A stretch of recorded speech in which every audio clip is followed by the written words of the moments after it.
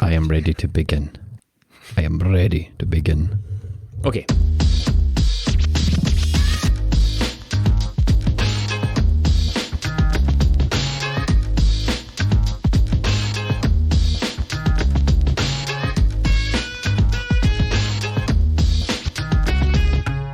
Episode 255 of the Flagship podcast. This is 20 Minute Tims. I'm your host, Jamie, and I am joined by Stephen. Good to be here. And Martin Melly. Yes. And there's only one thing worth talking about. Absolutely tired of sugarcoating it. Tired of gaslighting myself into thinking, on our day we can do this. We've still got the better players. We're maybe still the better team. We've just had a bad... It's all rubbish.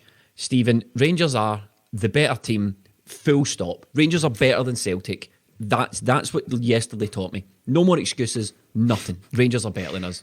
Yeah, like that bit in Ace Ventura too. He much better fighter than you. Yeah, no shit. Absolutely no shit. Yeah, yes, we've realised this quite some time ago, but it was delivered once again in brutal fashion. Anytime we are even remotely positive about the team, we are reminded of exactly what it's made of almost immediately. For anyone who tuned into our build-up broadcast before the game, the live preview show, you can go watch it. It's on YouTube. It's on YouTube now. It goes on YouTube for free for everyone that wants to watch it after the game.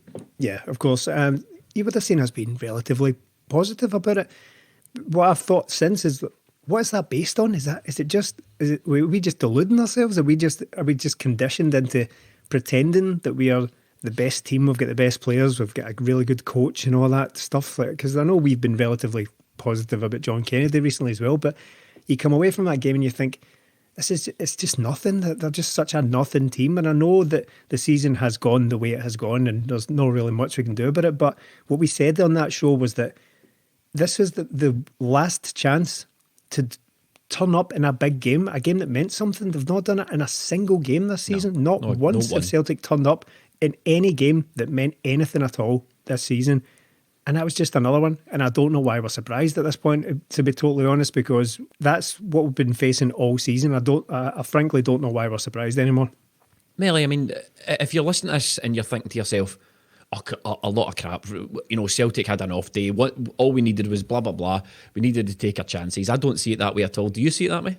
No, I don't, because this is what we've been served up all season. We've seen it. That's now 4 games against Rangers, and really, have we come close to beating them? When was the last time we beat them? It would have been the League Cup final, 18 months ago or something like that. A long time ago now. But looking at the game yesterday, again, the same as the season, Celtic got what they deserved. Absolutely nothing, because they're not good enough. We've sat on here plenty of times slating Neil Lennon, slating the management and the coaching staff. We've slated the board and the scouting team. Well, today I'm putting it fully on the players, because that out there yesterday was completely unacceptable from players. Players just, again, not showing up in Celtic's big games. And as you said, Jamie, I was thinking about this a lot today. We've been sort of saying, maybe, look, we've still got the better players. We've got a team full of winners. We've got the better squad, maybe, but they're just a better team. And look, we've just been kidding ourselves on. They've got a better goalkeeper than us. They've got 2 better fullbacks than us. And they've got, their captain didn't even play yesterday, who might get player of the year. They've got centre-halves who are a better partnership than us. Into their midfield, much better than ours yesterday, or even if they're not better, much more effective. They've got actual wingers that are good players. We don't have any. And up front, maybe Morelos over Edouard, but after Edouard's performance yesterday, I don't really want to hear from it.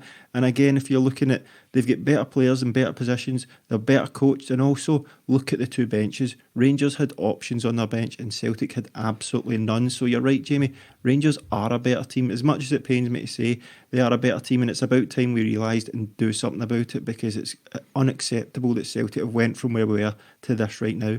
Stephen, you says, how did we not notice? And the reason we didn't notice is because it's been the frog boiling in the pot. It's been gradual. It's been chipping away at quality. And then this season, it's been a dramatic decline. It's sort of, it's been tailing off. And then at some point this season, probably around November time, when the league was lost, I think the players have just chucked it. And what I want to do is something we don't really do on this pod. I'm going to run through every player's performance here in this game, because I believe you as well, Melly. The manager can only do so much. Now, we played the Diamond yesterday.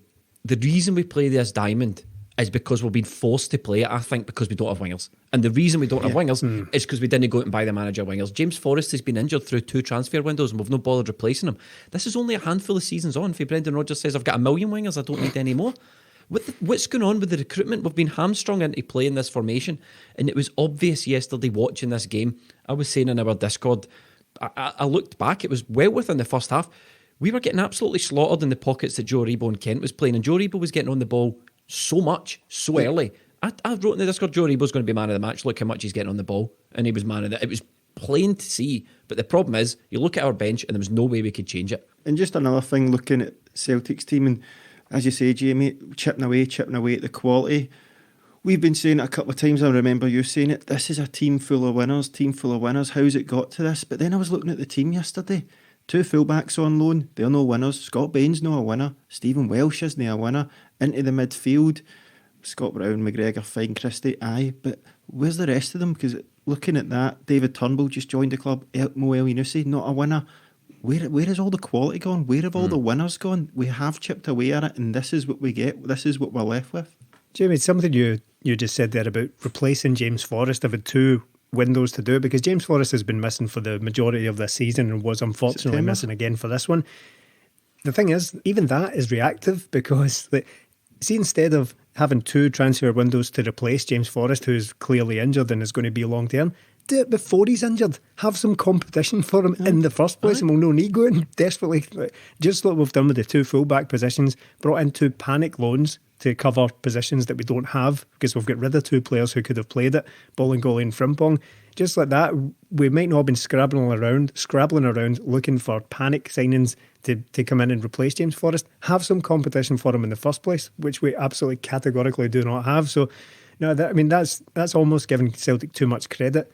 They deserve less than that for not being proactive in the first place to try and bring someone in who wouldn't have forced us to be playing a diamond in these. I mean, we can talk about the merits of each formation and all that, but the fact is, whether it's an effective one or not, it was almost forced upon us to play a diamond in this game because with very few options, don't have anyone in the wings, as you say, and as soon as James Forrest is injured, then everything goes into disarray. Even though he's not been available most of the season, it forces entire wholesale changes, and we can't. Same with any position, isn't it? One injury.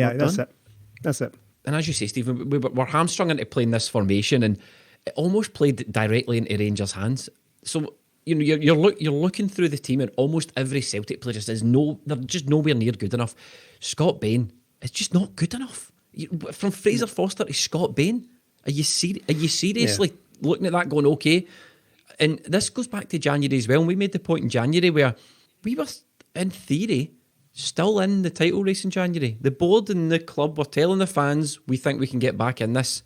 But they didn't go out and do anything about it. They didn't go out and recruit. They didn't do anything that made them look as if they're trying to get back into a title race. They got rid of 3 players that arguably, they had Frimpong, Elhamed and Encham all left, and only 1 replacement came in. So all 3 guys had contributed to Celtic pre-January, and then they went and were led to believe that the board believed we could still get in this title race. It's absolutely nonsense. So we let go 3 first-team players, brought in 1, and didn't improve the squad in the slightest, despite every season being told we like to go into every window and come out it stronger. Nonsense. And then you're looking through the rest of the team. The fullbacks, nowhere near good enough. We'll talk about them in more detail in a minute. Yeah, but Rangers just let John Joe Kenny have the ball because he knew he was pish. Christopher Ayer's our best player the majority of the time. It's a tough call. There's a few of them you could pick. Stephen Welsh, right? I understand the predicament Stephen Welsh is in. He's a young player, he's learning, but he just get given a new contract and he misses a shot for about 4 yards out. You're at Celtic, it's a Glasgow derby, it's the cup. You don't miss that. You don't miss it. There's no excuse for missing it. Scott Brown, we know what Scott Brown is.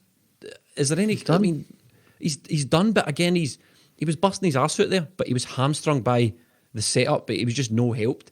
David Turnbull, okay, I can't really think anything David Turnbull did of note, and people might think I'm being harsh, but as I say, we used to murder Rangers, so you can't go into these games and come out and do nothing and get a free pass like Ryan Christie. He's not kicked a ball against Rangers in how long? I don't think he ever has. Elyounoussi, McGregor, Laxalt, Jesus, and then Edouard, we'll talk about him, but am I being harsh here? But there's so many really, really poor performances throughout that whole lineup. Nobody gets away from it. I saw people blaming Ayer for the first goal, but that was the setup because Laxalt missed a tackle. That shouldn't result in a clear chance on goal. One guy missing a tackle for 40 or 50 yards out. It was just a mess. Yeah, I think that was the second goal, but what you're saying is true. The way Celtic set up, whatever, but when you look at it player for player now, Rangers are stronger in every sense because you're looking, the two fullbacks, me and Ryan spoke about it earlier in the season. Rangers fullbacks had contributed 40 odd goals to Rangers in assists or goals. Celtic had contributed 3 or something like that, something pathetic like that. And then you're going through the team.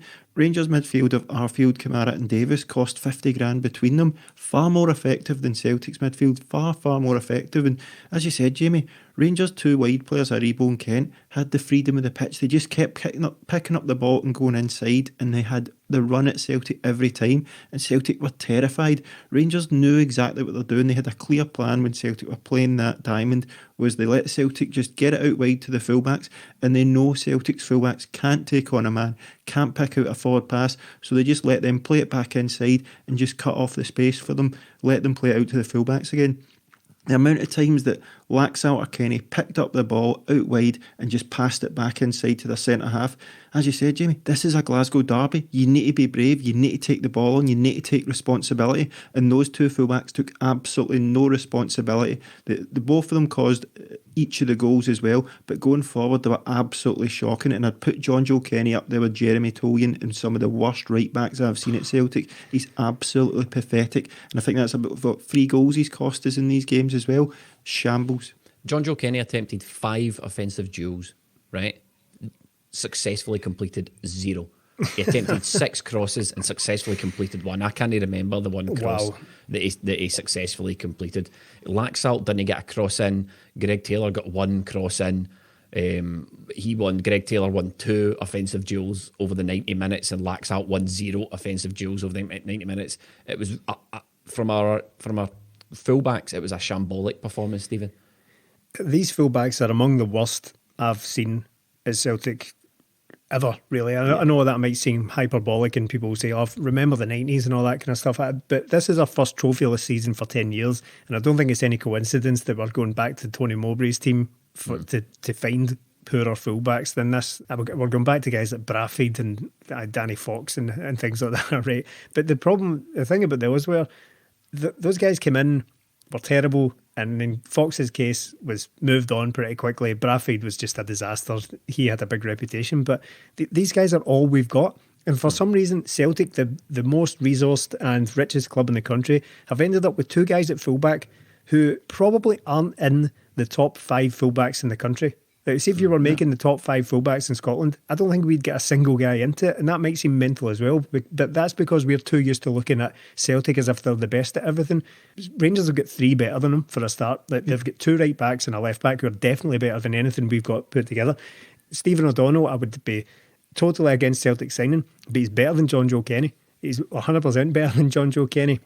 What we're getting from these guys is completely unacceptable. Even when Greg Taylor came on, and I think there's a case to be made for taking both of them off at half-time. If in an ideal world, just ship both fullbacks off at half-time. But when he came on, the amount of times that it seemed like he tried to go forward, would fail to get past a guy, it would bobble between 2 players, and he would end up just going back the way and passing it back to either a centre-half or the keeper, was just astounding to me. We've got fullbacks who cannot progress up the pitch at all. And honestly, in modern football, that is criminal. From a team like Celtic. John Joe Kenny passed the ball 17 times to Stephen Welsh. That is the most frequent pass combination, out with the centre-halves who passed a lot to John Joe Kenny, obviously, in between themselves.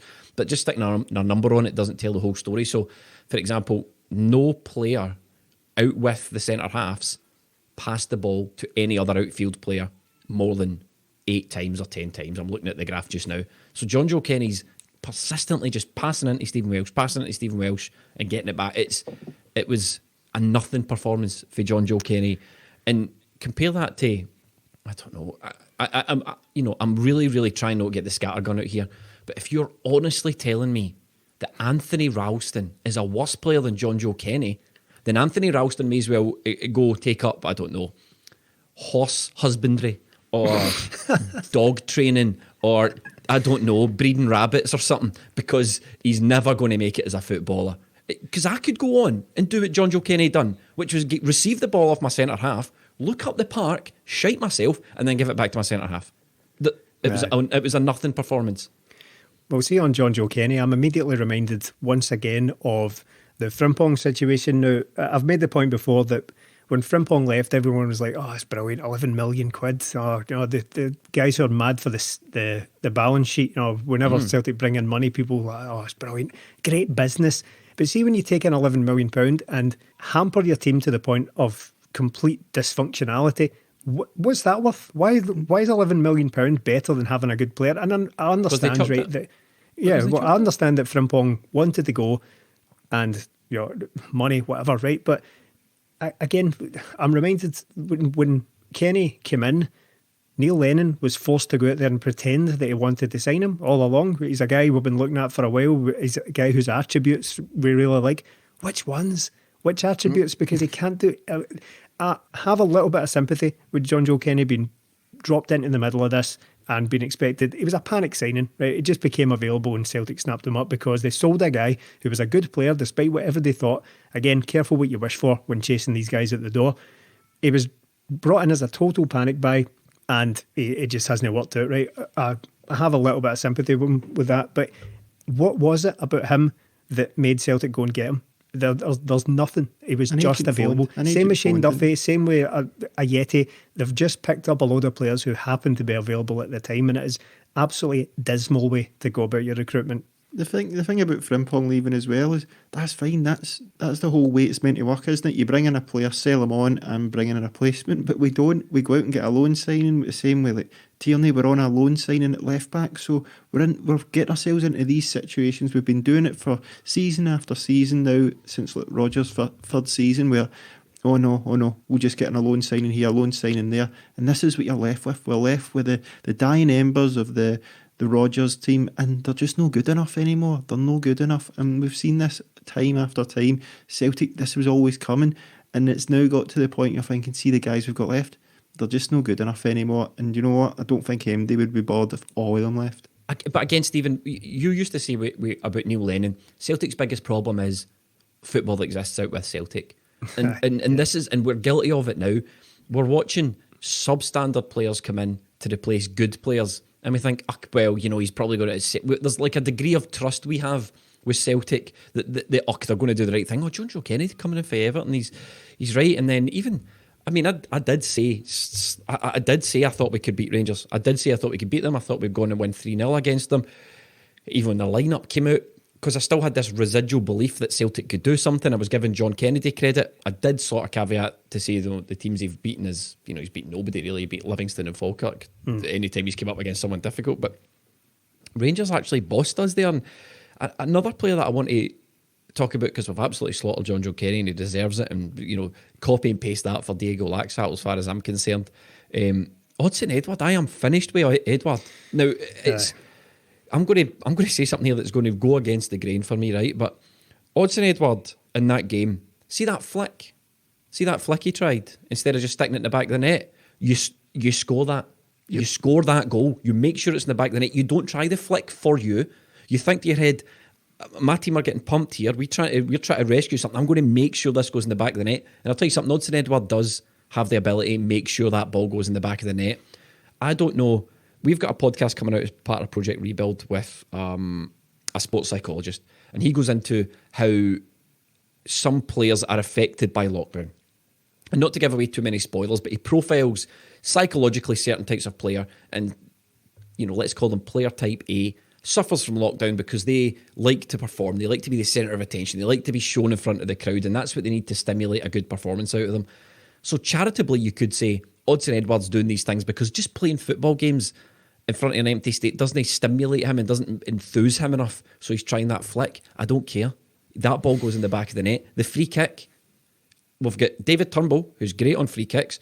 Leigh Griffiths, I think, was on the field at that time, who can hit a free kick, and I'm going to talk about Leigh Griffiths in a minute.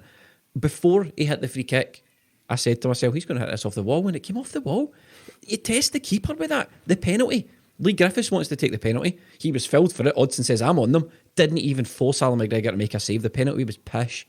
It was pish. You make sure that either goes in the back of the net, or you make sure you make Al McGregor pull a wonder save off. Odsonne Edouard was abysmal yesterday, and I'm now in the camp where Leigh Griffiths is, he's no professional. He never turned up for the season. He could have helped us out a million times, right? But see when he's on the pitch, see when he's in the box, he's got good technique. And Leigh Griffiths would have probably scored the penalty, would have got the free kick on target, and he definitely would have finished that shot. So I'm happy for Odsonne Edouard to just play for the France under whatever he's playing for the rest of the season, if that's what stimulates him, if that's what's going to get him his move, and just play Leigh Griffiths up front for Celtic, because Leigh Griffiths would have scored 2 out of 3 of those chances. No, I don't agree with that, to be honest. Leigh Griffiths has let Celtic down far too many times. Would have scored those chances, 100%. He had one, though. He had one, a very similar one, where he chested it down and levelled it over from about 3 yards. There's been a lot of... Leigh Griffiths has... I'm not saying this is what you're doing, but a lot of people... He's become prime Ronaldo Nazario just because Odsonne Edouard missed a penalty. Griffiths is a waster. I'm sick of sugarcoating that as well. Leigh Griffiths has missed plenty of penalties for Celtic as well, so I don't really... free kicks off the wall. See if he's he does that a lot. See if he's coming up and trying to take the penalty off the agreed taker. You can stick it up his ass as well, Griffiths. I've not got any time for that. Don't get yourself involved if you've got an agreed taker. Don't you come on and try and be the hero just because you were fouled for it. He didn't get well. He just sort of said to Edouard, "Can I hit it?" And Edouard went no, and he walked away. It's not like he was arguing with him on the pitch or nothing. Yeah, well, that's fair enough, but he shouldn't be getting involved in that. I've not got any time for the Griffiths would have done this or Griffiths would have done that stuff. To be honest, I don't have any belief in Leigh Griffiths because we don't have anything to go on to this point in the season. He's not turned up, so I don't... How bad was that penalty, though? How bad was that flick? I mean, forget the penalty, right? Okay, for just now. How bad was that flick? What is he trying there? You need to score that. See, at first, when I saw that, and Alan McCoy was talking a lot about it in commentary, I initially thought, right, they're over-analysing that because these things are a quarter of a second at most decisions. Sometimes the ball just comes to you and you don't even think about it, it's just instinct. But then I saw it back and I thought, oh no, wait a minute, he did have time to do something with that. He could have turned his hip over that and got a proper contact with that. So no, that was deeply unimpressive from Edouard as well. He might have thought, and he said that was the best chance of getting the ball over the line. We'll never know now, but it was the wrong decision. There's been quite a lot of them recently from Edouard. Ajeti existed, so I don't care if it's Ajeti or Edouard or Ajeti or Griffiths, but I'm finished with Edouard now. I'm just done with him. I'm reminded as well of the time for the contentious penalty incident in the last game between the two. That would never have happened if Odsonne Edouard had just stuck his head down and put the ball in the net, but instead he turned in. So there seems to be a kind of bizarre decision making. See, to be honest, Odsonne Edouard did create a absolutely golden opportunity for Ajeti shortly. For El Yunusi shortly after that or before that, I can't remember. So it was contributing something, but he should have scored and he should have absolutely buried the penalty. I know it's dead easy to say that. We've had players let us down with penalties before. It's nothing new. But when given an opportunity like that, when we say he should have at least...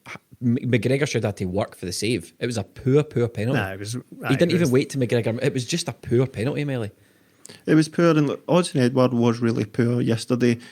I thought the chances, because he is so good, you think he has to bury them. But at the end of the day, he's the best striker at the club. He's been available most of the season. He turns up every week. He's not been good this season, but who has? He's playing poor in a team that is absolutely done. Absolutely done. And it's been done for months. Though. But the thing is, yesterday's performance was poor, but you can't just turn on a guy because he had one terrible performance. He missed a couple of chances. He's bailed Celtic out so many times over the years he's been here. He's been a great player. Celtic have been crap all season, terrible all season. It's fed into every player, and Odsonne Edouard's one of them. Yesterday, yes, unacceptable. To say you're done with him over that is no for me. But wait, hold on a minute. If you don't want to, if you're talking about throwing out the baby with the bathwater here, look at the Celtic performance. Celtic lost the game, but they still created enough chances to get themselves back in it. Those chances fell to Edouard, and they couldn't stick them in the back of the net. So it's not like Edouard missed the best chance of the game as well, but Stephen Welsh had a great chance. It's not like Edouard can stand there and go, well, I'm not getting the chances. What I'm saying is, Odsonne, we're crap, right? We're struggling here. We're giving you chances and you're fluffing them. And you're not fluffing them because they're difficult chances. You're fluffing them because you're not trying. You're trying reflex. You're not making the penalties count. You're not taking your time over free kicks. That's what hard work is. Odsonne Edouard needs to go, right, my team are toiling. anything they give me, I need to make sure it goes in the back of the net. And he's not doing that. He looks like a guy that's understimulated. He looks like a guy that's bored. He looks like a guy that's like, oh, well, it's a bit... that's... And these games are here to be won. We just sort of accept losing them, but those games are there to be won. And when you don't win them, you need to look at people and go, what was that shit? And that's what I'm saying to Odsonne Edouard. That's fine, and it was shit, but at the same time, Celtic have been terrible all season, so that feeds into a player's mentality, feeds into a player's confidence. Odsonne Edouard of last season buries those chances, doesn't he? But again, the team are down in confidence. They've been down. Odsonne Edouard hasn't scored for a couple of games. Maybe that's playing on his mind. These things happen. But the other point of it is, Edouard was poor.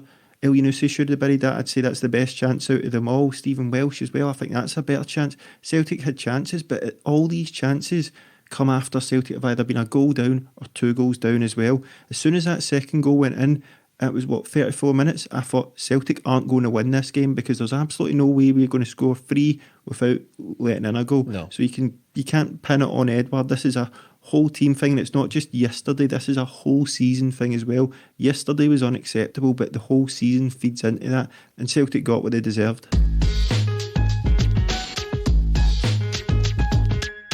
Let's talk about that first goal, Stephen. 36, 37-year-old Stephen Davis scoring an overhead kick in the box against us.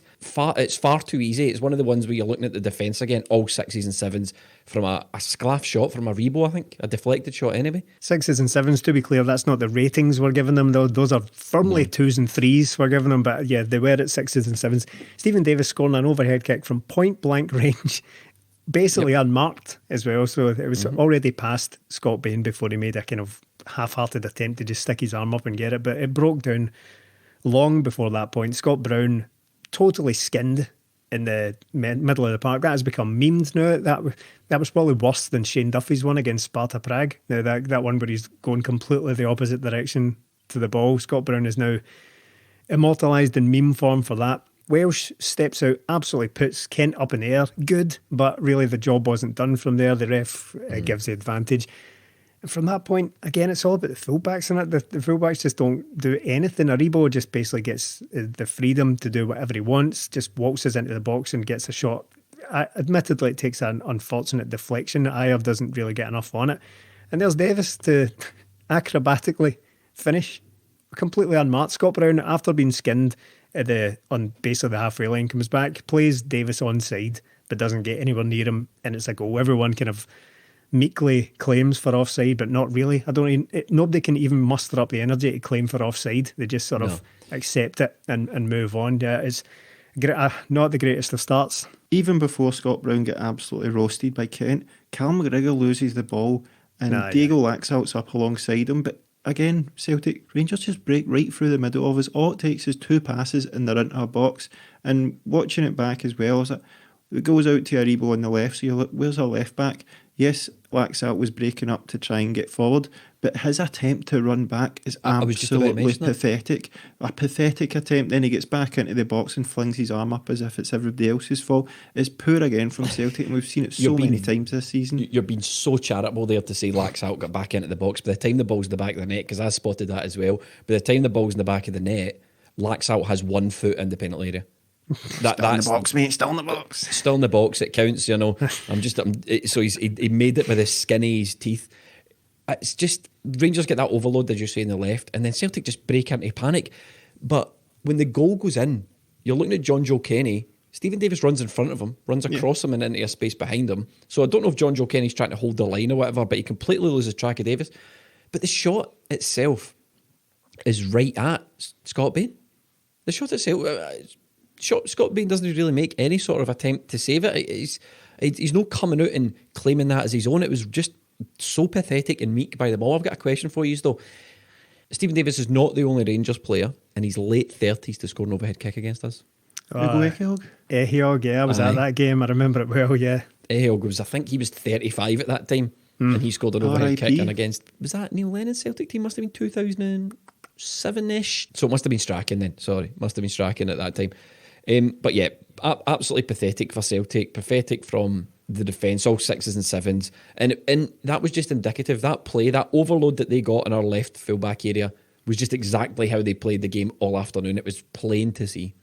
does it even count as an overload if we don't have a left fullback? Is that just a load? Is that just simply the presence of a player there negates the fact that we don't have, or negates the fact that we've got fullbacks at all? We don't really need to work all that hard for it if we're turning in these fullback performances. You're right, Stephen. I don't know. We need to ask. We need to actually ask a football coach if it's considered an overload, because can you overload nothing?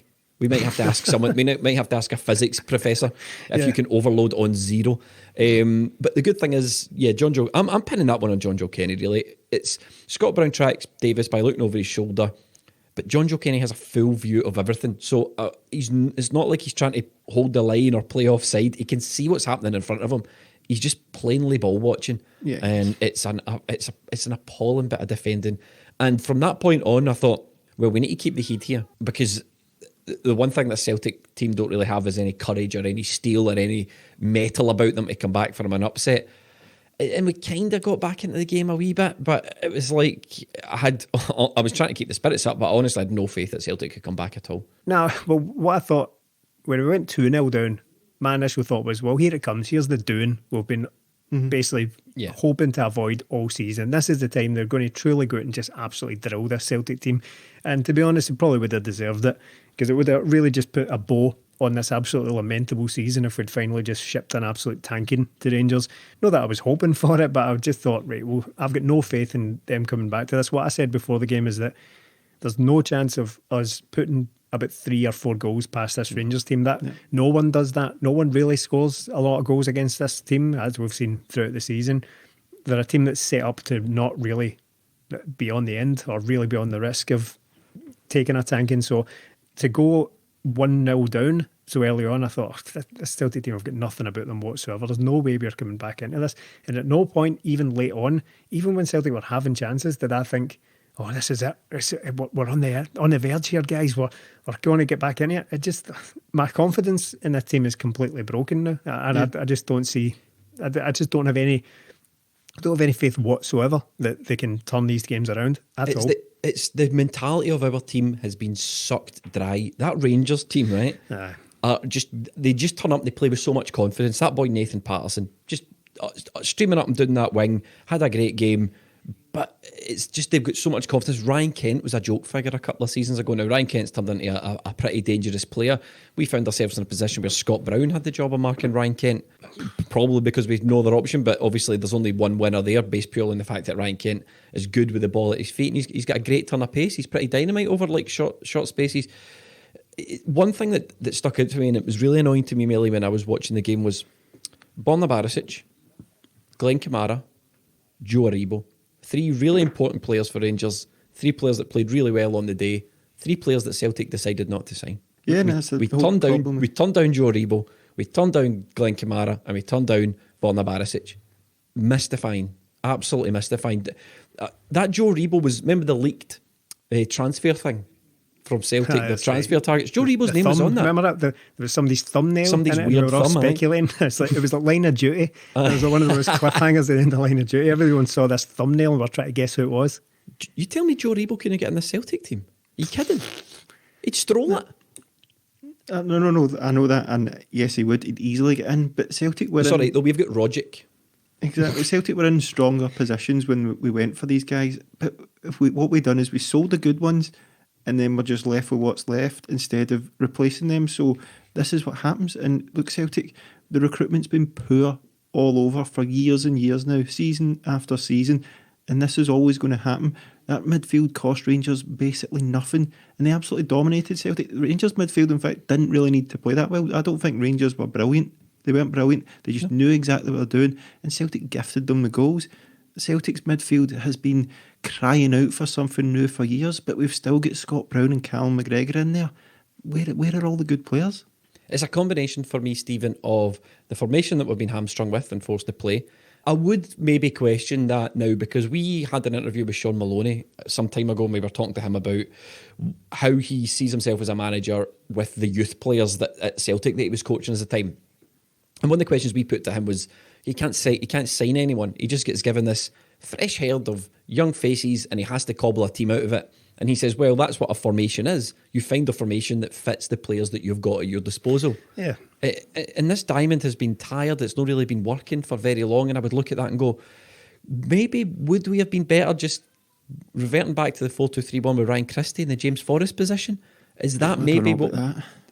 Well, we might not know about that, but what I'm saying is the Brown on Kent thing, the space Aribo was getting, Nathan Patterson having that whole wing, our formation yesterday against Rangers seemed to be perfectly suited for the way Rangers wanted to play against us. Yeah, and see, when we look at it, if Celtic had went in the 4-2-3-1, because they easily could have switched to that, but the reason I think they're sort of playing this right now is out of necessity, but also they've got Scott Brown in there. You cannot play him in a two-man midfield against Rangers when they're going to have Kent and Aribo, which they did come inside alongside their three centre midfielders. Rangers are just better. They're just well prepared. It didn't matter what Celtic were going to do yesterday because Rangers would have changed it up and suited their own tactics around it. Celtic were hamstrung. All they can do is play this diamond formation because that's all they've got. They don't even have players on the bench to change the system up because there's nothing there. Rangers could have brought on Roof, they could have brought on Hadji and changed things up if things weren't going well. Celtic simply don't have the options, and I think they had to play the diamond because they've got a 36-year-old in midfield with no legs around him unless it's Callum McGregor, so I don't think it would have mattered what Celtic done if they'd have went to 4-2-3-1.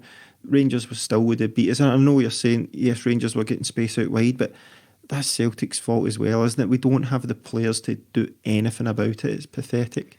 See, on the Scott Brown thing, where we're talking about the midfield, I'm now so fed up with this season. I can't wait until Scott Brown is just no longer a consideration. So we'll no longer try to pick the team based on what's good for Scott Brown, because it's just ridiculous now.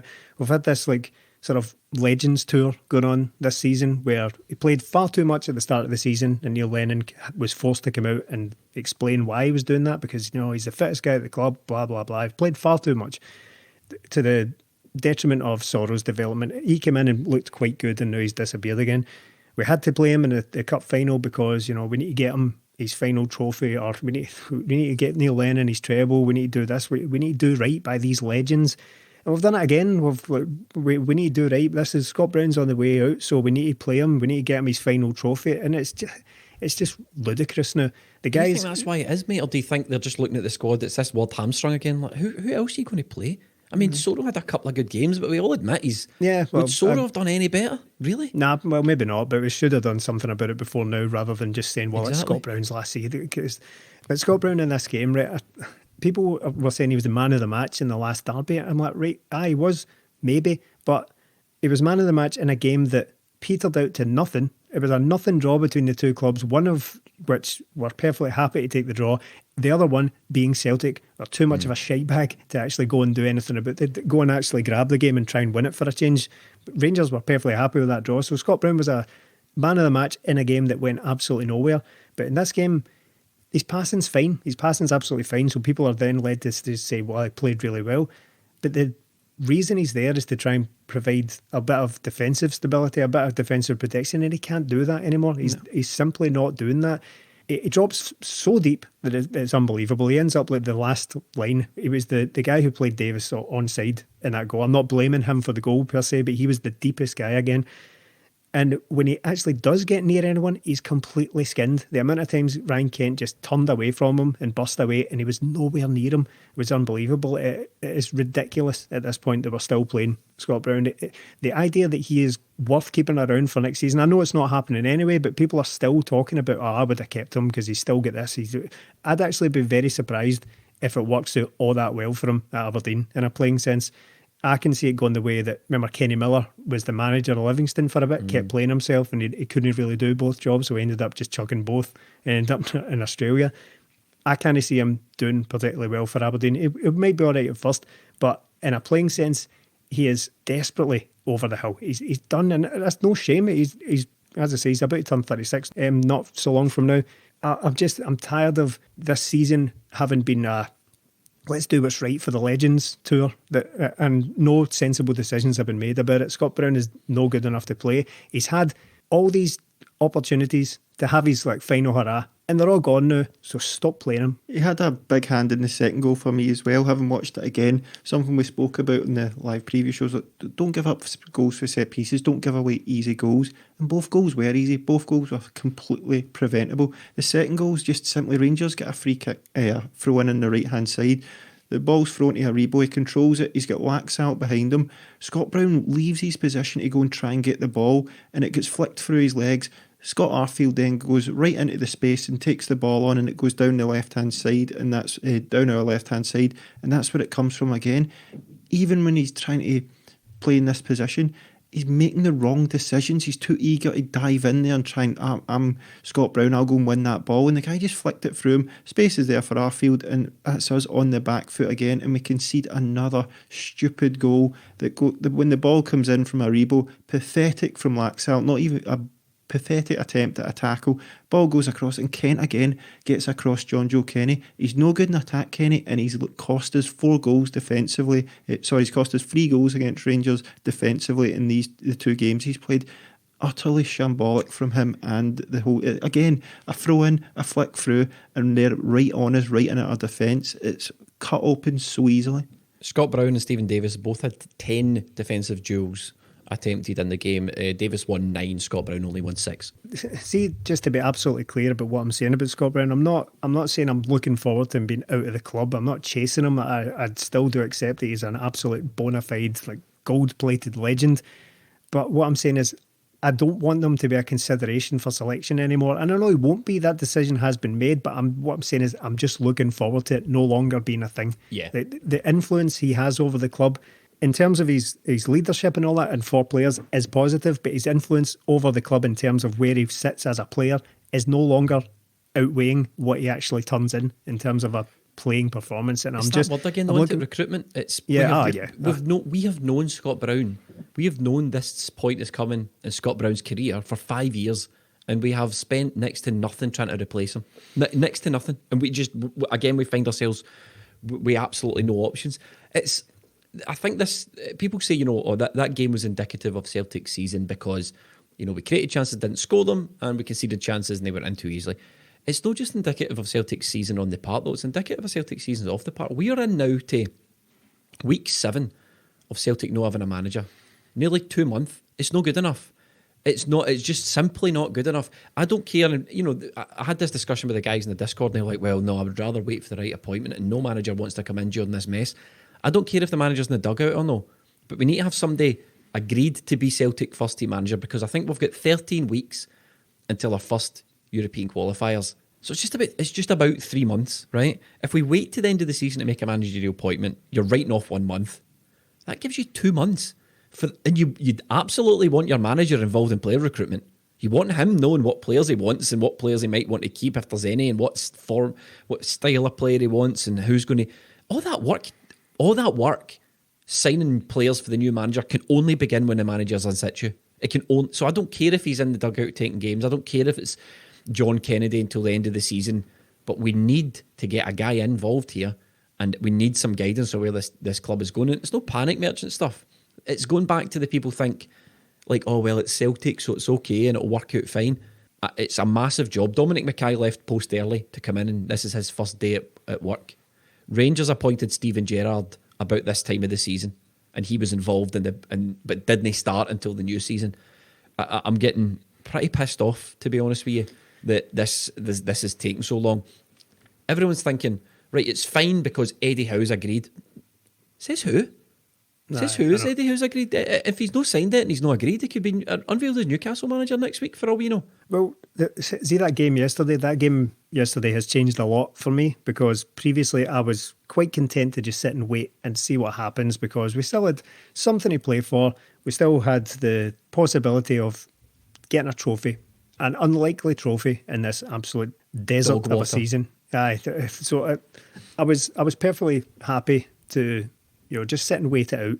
But after that game yesterday, and normally see in the recent past when Celtic have gone out of a tournament, when something comes to an end when the unbeaten run came to an end under Rodgers, when we finally lost a cup game, we tend to go in a kind of reflective mood and look back on it for a kind of chapter closed and kind of celebrate it. But they can absolutely ram that this time, because for the last time this season, we've gone out of a tournament at almost the first available opportunity. So that's both cups we've gone out of within the first couple of rounds, gone out of Europe after a couple of qualifiers against minnows, and then went out, failed to qualify for the Champions League, made an absolute arse of the Europa League in total, and the league was over towards the end of the year 2020, never mind in the last few weeks. Sorry to jump in there, but you've just reminded me of a point I forgot to make, because the board have known that Neil Lennon wasn't going to be Celtic manager next season by about Christmas time, right? Yeah. And even if they didn't know it, they could have made the decision that Neil Lennon wasn't going to be Celtic manager next season at any point this season.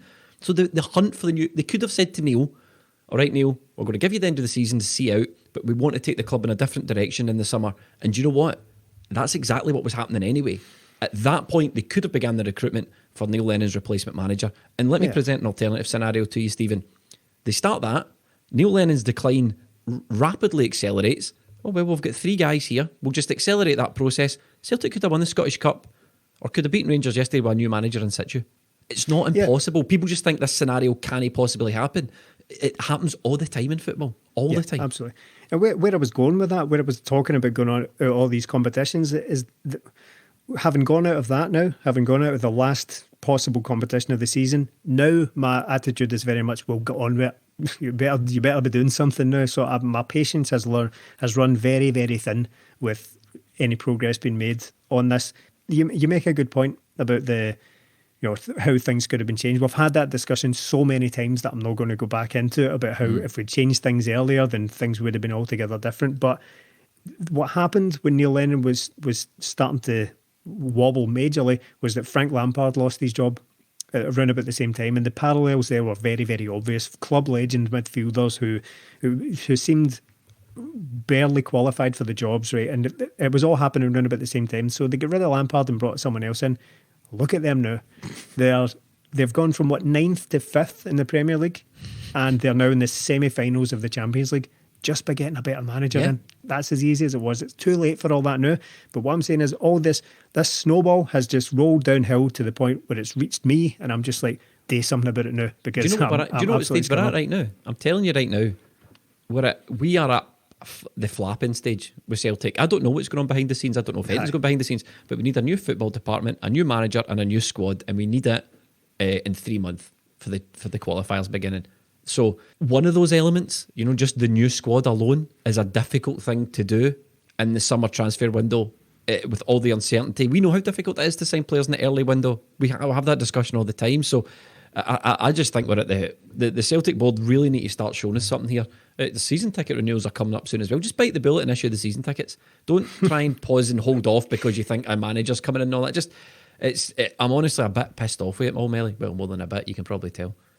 Yeah, after yesterday's results, as Stephen said, your sort of last bit of patience does start to wear thin. And if we don't get any announcements within the next week or two, it's going to ramp up significantly. And do you know what? The board deserve that. We asked them months and months ago for change, and they just plain refused, treated us like idiots. And look at it now. Who's the idiots now? We told you were wrong, and you just refused to budge. And it cost us the season. It cost us the league. It cost us the Scottish Cup ultimately as well. It was going to, by the time they even contemplated getting rid of Lennon, it was too late. It was too late. No decent manager is going to come in at that point. So they now need to go out and just do something spectacular, because Celtic are going to struggle now. But when you're talking about recruitment, it is going to be very difficult. We are going to need to bring in a lot of players, but not all players are going to leave straight away. So there is Ayer, Edouard, all that, etc.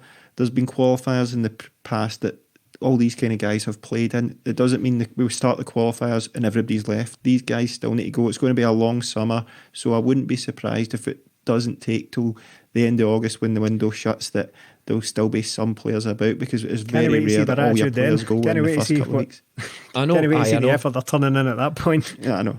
Right, let's predict the starting 11 for our first European qualifier. So it's Scott Bain in goal, Bitton and Stephen Welsh as centre halves, Anthony Ralston at right back, Greg Taylor at left back, Soro in midfield, or we might have Bolingoli back then. So it'll be Soro in midfield with Help me out here. Jack Henry playing the Gary Caldwell in midfield. McGregor and Turnbull and Sorrow in midfield.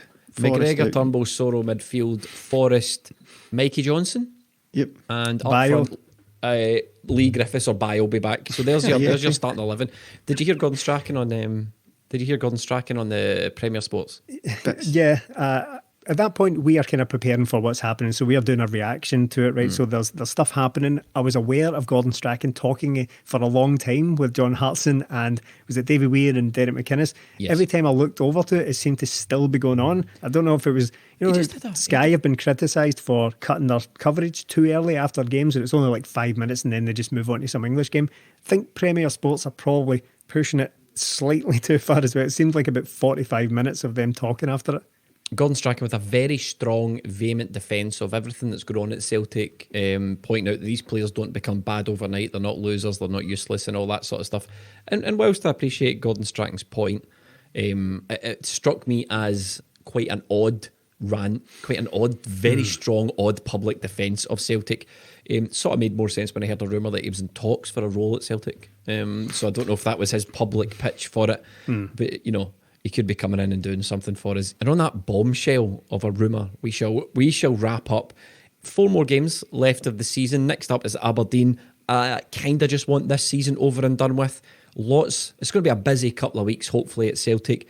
Lots going on over at Patreon. The Project Rebuild is a series of feature podcasts that we're doing with industry experts. We had Dan Parnell, who is Chief Executive of the Association of Sporting Directors. If you want to know anything at all, or everything at all about sporting directors, that is a really interesting podcast. That guy knows his stuff. He also is head of football research at Dundee United. He fills us in on everything to do with sporting directors, the type of person you need in that role, the challenges in that role, what that role looks like, how to affect change, whether a sporting director can come in after a manager, one of the big questions that we've been speaking about, or does that happen before?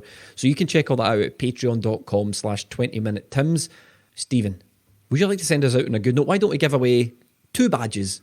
Regular listeners will know if you leave us a 5-star review on iTunes or Podcast Addict, we will pick you out of a hat and we choose a favourite review and we'll send you a not solid gold, 20-minute Tim's badge. We do this every week. We just don't say it on the podcast every week, but we're going to end on a positive note. Stephen. Well, I thought I'd read this one out from Pat Coyle just to send us out on a more positive note, just because I think we need it. Pat Coyle had this to say about the podcast: 5 stars. Hilarious, insightful and informative, like sitting down the boozer with your mates talking all things Celtic. 3 mad fans who clearly love the hoops as much as I do. Essential listen for every true Celtic fan. So that is very, very nice. That has cheered me up something. Brilliant. Yeah, thanks very much for that, Pat. So you win a gold badge for that one. We'll send you a gold badge. Steve, would you like to say goodbye? Yes, goodbye. Melly, would you like to say goodbye? Goodbye. And it's goodbye from me. Thank you for listening.